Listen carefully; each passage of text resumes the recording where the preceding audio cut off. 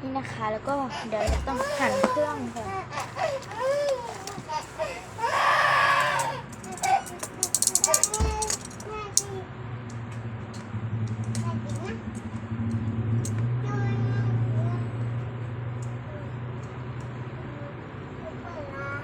นี่แกเบื่อมาเลยตัดเลยเอาตัดกับมีดเนาะเอามา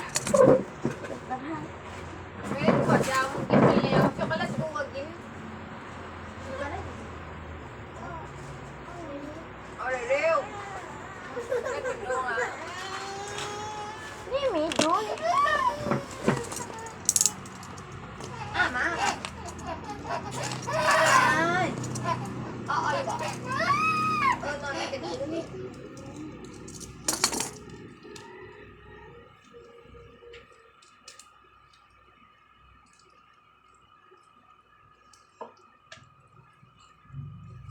สั่งก่อนบ้าน ไป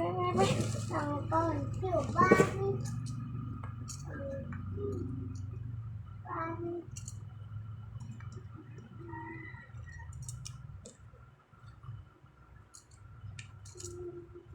หั่นเครื่องต้มยำใส่ในหม้อนะคะนี่เป็นเครื่องต้มยำของเรานะคะนี่เป็นเครื่องน้ำซุปเนาะหม้อของเรานะคะใส่ไปเลยเสร็จเลย